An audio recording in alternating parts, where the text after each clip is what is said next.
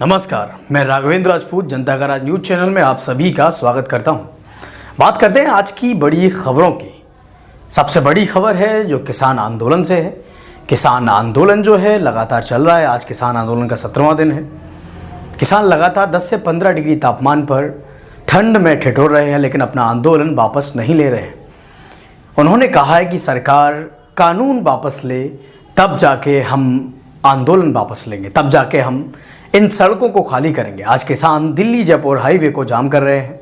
साथ ही साथ किसानों ने आज टोल प्लाजा फ्री कराए, मुफ्त कराए। मान लीजिए कि कोई गाड़ी अगर टोल से होकर गुजरती है तो उन्होंने सभी गाड़ियों से कोई भी कर लेने से, टैक्स लेने से मनाही कर दी। साथ ही साथ दूसरी खबर जो हमारी है वो कानपुर के कल्याणपुर क्षेत्र से है, जहां एक पत्रकार के ऊपर हमला कर दिया गया।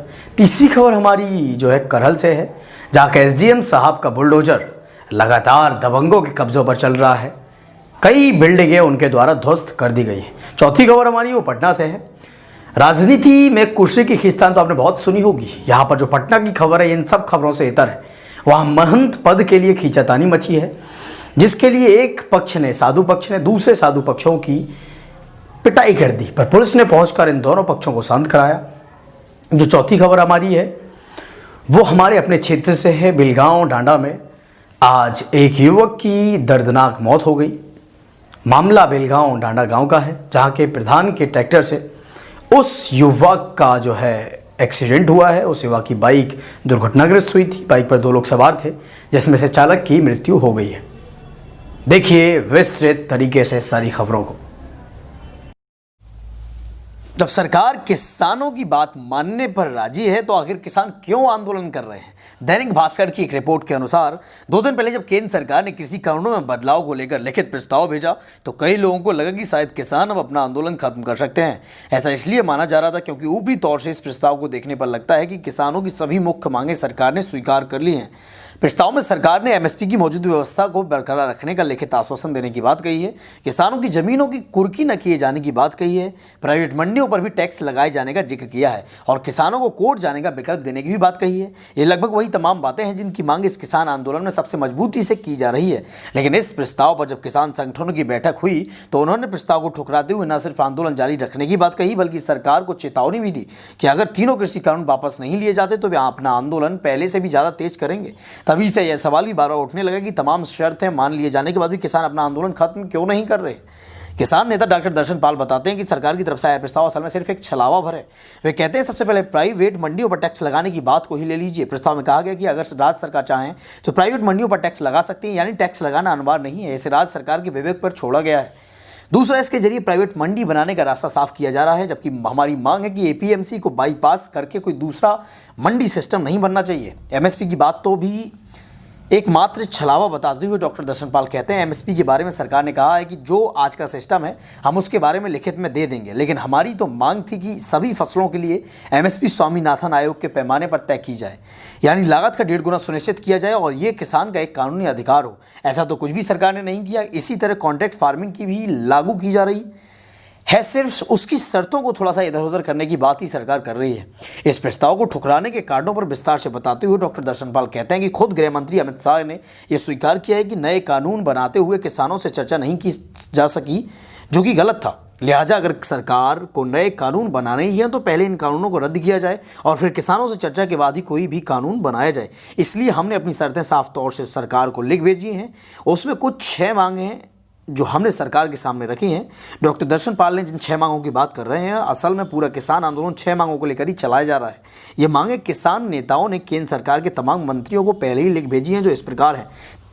तीनों कृषि कानून रद्द किए जाएं, सभी फसलों की सरकारी खरीद और एमएसपी का मिलना किसान का कानूनी अधिकार हो, स्वामीनाथन आयोग की रिपोर्ट के अनुसार एमएसपी तय की जाए, राष्ट्रीय राजधानी क्षेत्र और उससे लगते हुए इलाकों में एयर क्वालिटी मैनेजमेंट से जुड़ा अध्यादेश रद्द किया जाए, कृषि क्षेत्र में उपयोग होने वाले डीजल के दाम 50% कम किए जाएं, पूरे देश में जहां भी किसान नेताओं, बुद्धिजीवियों, कवि, अधिवक्ता, लेखक और मानवाधिकार कार्यकर्ताओं पर झूठे और गलत मुकदमे दर्ज हैं उन्हें वापस लिया जाए और फर्जी मामलों में जेल काट रहे ऐसे लोगों को रिहाई हो।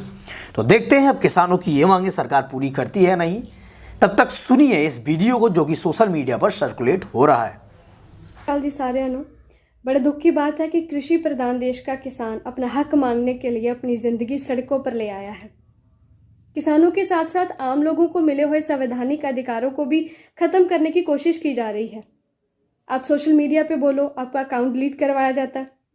आप पीसफुल प्रोटेस्ट करो, आपके ऊपर लाठीचार्ज किया जाता है। मतलब हर जरिए आपकी आवाज़ बंद होनी चाहिए। किसान आंदोलन महज एक रेवोल्यूशन नहीं है, एवोल्यूशन बन चुका है। आम लोगों की आवाज़ बन चुका है, जिसमें हर रोज़ लोग उठेंगे, लड़ेंगे और जीतेंगे। और तो और जिन लोगों की तानाशाही में लोकतंत्र रुकावट बन रहा है, वही लोग कह रहे हैं टू मच डेमोक्रेसी। दूसरी तरफ गोदी मीडिया अभी तक यही साबित कर रहा है कि ये किसान नहीं देशद्रोही हैं। अब कह रहे हैं इनको फंड्स ही बाहर से आ रहे हैं। पहली बात, किसान 6 महीने का राशन खुद लेके गए थे। दूसरी बात, जो मदद दिल्ली और हरियाणा ने की वो आप नहीं दिखाओगे। आपको एकता दिखाने के पैसे नहीं दिए जाते। किसान आंदोलन महज 3 कानूनों को, खेती कानूनों को रद्द करने तक सीमित नहीं है। भारत के आने वाले कल के आम लोगों की रोटी का फैसला करेगा किसान आंदोलन। किस बात का अहंकार है? भारत किसी के बाप का थोड़ी है, जो भी आएगा अपनी मनमर्जी करेगा। लोकतंत्र है साहिब, लोग लड़ेंगे भी और जीतेंगे भी। धन्यवाद। आए दिन कलम चलाने वालों के ऊपर हथियार चलाए जाते हैं। आए दिन किसी पत्रकार के ऊपर पेट्रोल बम डालकर उसे जला दिया जाता है, तो किसी को सरेआम पीटा जाता है। यह हाल ही का जो मामला है वो कानपुर के कल्याणपुर क्षेत्र का है, जहां के एक पत्रकार को रॉड मारकर पीटा गया। आखिर उत्तर प्रदेश में पत्रकारों के ऊपर हो रहे हिंसक हमले कब रुकेंगे?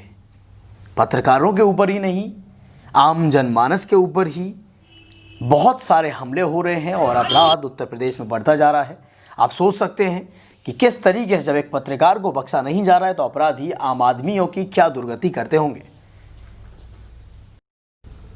ये वीडियो जो आप देख रहे हैं स्क्रीन पर वो करहल का है। करहल के एसडीएम साहब आए दिन दबंगों के अवैध निर्माण पर बुलडोजर चला रहे हैं। हम सलाम करते हैं एसडीएम साहब की ईमानदारी को और अपने कर्तव्य के प्रति। उनका जो दायित्व है उस दायित्व का निर्वहन जो जिस तरीके से कर रहे हैं वो, उसके लिए हम सलाम करते हैं उन्हें।